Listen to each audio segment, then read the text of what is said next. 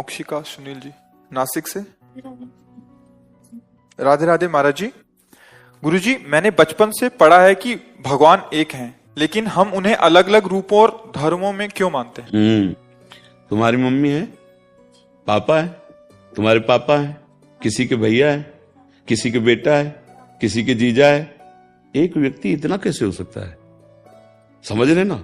ऐसे ही हम अपने भगवान को जब मां मानते हैं तो भगवती नौ दुर्गा के रूप में विराजमान है। वही तो है ना, जो काली है वही कृष्ण है, जो कृष्ण है वही काली। कोई इतना अंतर थोड़ी है।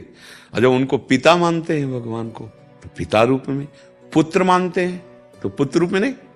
देखो गोपाल जी नंद बाबा के आंगन में देहरी नहीं पार कर पा रहे, जिनका एक चरण बढ़ा तो ब्रह्मलोक तक पार कर गया। नारद जी दर्शन करने गए थे नंदालय में, तो भगवान देखा नंद बाबा के से मोटी डेहरी होती थी पहले, बीच की डेहरी को तो समझते ना, दरवाजे में जैसे होते, तो भगवान बाल गोविंद थे, चढ़ गए। अब हाथ ऊपर गए और चरण उठ गए, पेट के बल हो गए उसमें। अब रो रहे, नारद जी गए साष्टांग दंडवत की, बोले प्रभु आप रो काहे क्यों रहे हो? हम आपको इधर, बोले हमें तुम्हारे सुख के लिए थोड़ी बने, ये मैया के सुख के लिए बने, तुम जाओ जाओ हो गया। और रोने लगे, मैया मैया आई और अरे मेरो लाला, और गोद में उठा के ऐसे, और दासियों को तू देखती नहीं मेरा लाला रो रहा।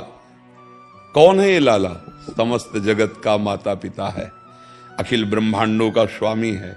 अगर भक्त ने भाव किया तो भगवान गोविंद बन गए ना बाल, भाव किया नरसिंह रूप भगवान बन गए, भाव किया वाराह रूप भगवान बन गए, मत्स्य रूप बन। ये हमारे भगवान की करुणा है कि भक्त जैसे चाहता है वैसे भगवान हमारे दर्शन देते हैं। भगवान 100-200 थोड़ी। बात समझ में आई आपकी? हाँ।